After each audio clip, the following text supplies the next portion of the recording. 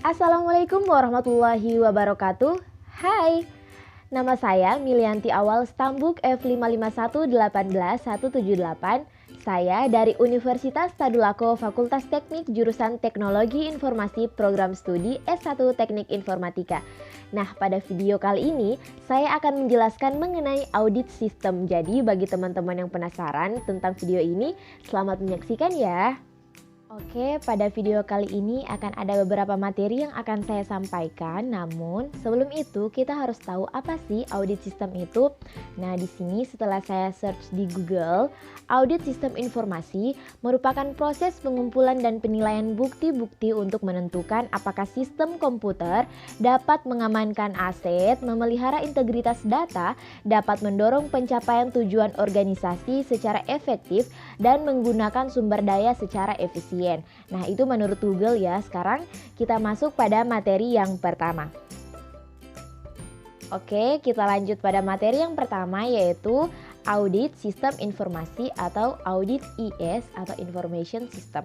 Nah, di sini ada pengertian audit IS. Di sini pengertiannya yaitu proses pengumpulan dan evaluasi bukti-bukti untuk menentukan apakah sistem komputer yang digunakan telah dapat melindungi aset milik organisasi, mampu menjaga integritas data, membantu pencapaian tujuan organisasi secara efektif, menggunakan sumber daya yang dimiliki secara efisien. Itu ada beberapa pengertian, teman-teman bisa lihat ada beberapa pengertian audit IS, namun yang saya bacakan itu adalah salah satunya.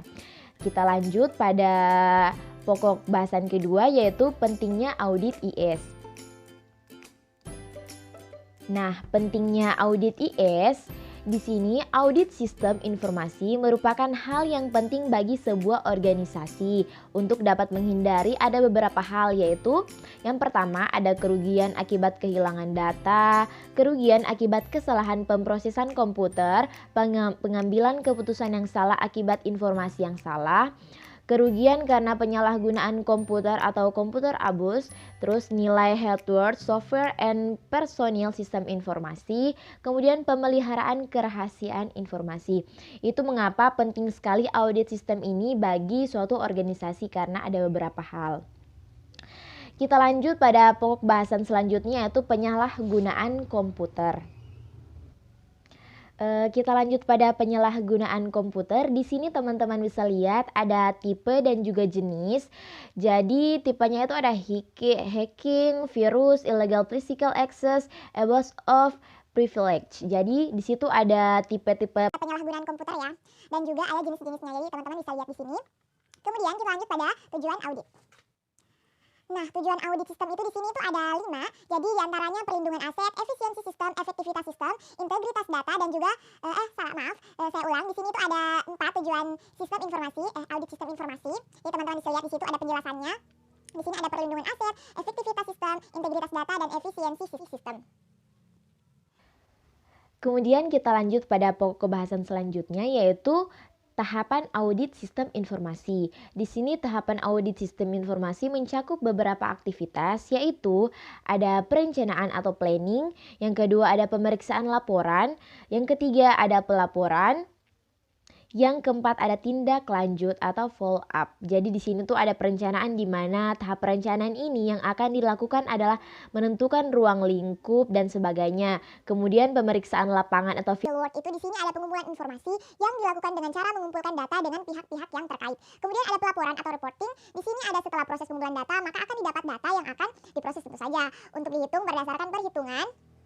Kemudian ada tindak lanjut atau follow up. Di sini tahap ini yang dilakukan adalah memberikan laporan hasil audit berupa rekomendasi tindakan perbaikan kepada pihak manajemen objek yang diteliti dan sebagainya. Jadi itu merupakan tahapan audit sistem. Kemudian kita lanjut pada siapa yang melakukan audit, siapa yang diaudit, dan tugas auditor sistem informasi. Di sini siapa yang melakukan audit? Nah, tergantung tujuan audit. Di sini internal audit, first party audit dilakukan oleh atau atas nama organisasi itu sendiri. Tentu saja audit sistem ini kan dia terpusat pada organisasi yang membutuhkan audit sistem itu sendiri, seperti itu. Kemudian siapa yang ada di audit? Di situ ada manajemen, IT manager, IT spesialis atau network, database, sistem analisis, programmer dan lain-lain. Kemudian ada user juga ya. Kemudian tugas auditor, SI atau sistem informasi. Tugas auditor itu di sini memastikan sisi-sisi penerapan IT memiliki kontrol yang diperlukan. Memastikan kontrol tersebut diterapkan dengan baik sesuai yang diharapkan. Kemudian yang dilakukan auditor itu di sini persiapan, review dokumen, persiapan kegiatan on-site audit, melakukan kegiatan on-site audit, persiapan, persetujuan dan distribusi laporan audit, kemudian terakhir follow up audit. Nah, itu merupakan tugas auditor SI di mana yang dilakukan audit. Nah, sekarang kita lanjut pada materi yang kedua, yaitu is audit process atau proses audit system. Nah, di sini proses audit adalah serangkaian kegiatan audit untuk memastikan bahwa organisasi telah melakukan langkah-langkah yang diperlukan untuk menghadapi perubahan regulasi dan kondisi pasar. Di sini teman-teman bisa lihat ada bagan audit stakes. Nah, itu mengenai introduction atau perkenalan mengenai proses audit system ya. Nah, di sini kita masuk pada pokok bahasan selanjutnya yaitu audit objectives, di mana di sini ada harus dapat dan sasaran audit.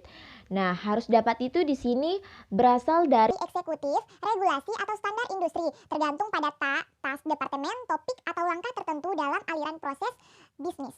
Kemudian di sini sasaran audit. Sasaran audit ini berasal dari eksekutif, regulasi atau standar industri, tergantung pada task departemen dan sebagainya itu ya. Itu merupakan audit objektif. Selanjutnya kita lanjut pada pokok bahasan. Itu ada audit planning. Audit planning ini teman-teman bisa lihat di sini ada lingkup audit, kriteria audit, tim audit dan sebagainya. Kita lanjut pada risk analysis. Di sini teman-teman juga bisa lihat ya ada resiko, elemen resiko. Kemudian performing is audit. Jadi teman-teman juga bisa lihat ada tipe-tipe audit dan audit prosedur. Kemudian kita lanjut pada report preparation. Di sini ada mekanisme internal, ada format, mekanisme dan internal review. Di situ juga ada contoh dari report structure ya, structure. Kemudian kita lanjut pada reporting. Di sini ada aktivitas dan lain sebagainya. Teman-teman juga bisa lihat. Kemudian ada post audit follow up. Nah, di sini juga teman-teman bisa lihat ya. Kemudian kita lanjut pada materi keempat yaitu internal control concept. Nah, di sini itu ada control responsibility. Nah, di sini itu ada beberapa, ada planning, organizing dan directing. Kemudian ada juga types of internal control, ada system of internal control dan ada elemen of internal control. Jadi di situ ada beberapa ya contoh-contohnya, ada juga penjelasannya. Jadi mungkin hanya itu yang bisa saya sampaikan mengenai materi audit system. Lebih dan kurangnya saya mohon maaf. Bagi teman-teman yang suka video ini jangan lupa klik like dan komen jika perlu, dan jangan lupa juga untuk subscribe video ini. Terima kasih. Wassalamualaikum warahmatullahi wabarakatuh.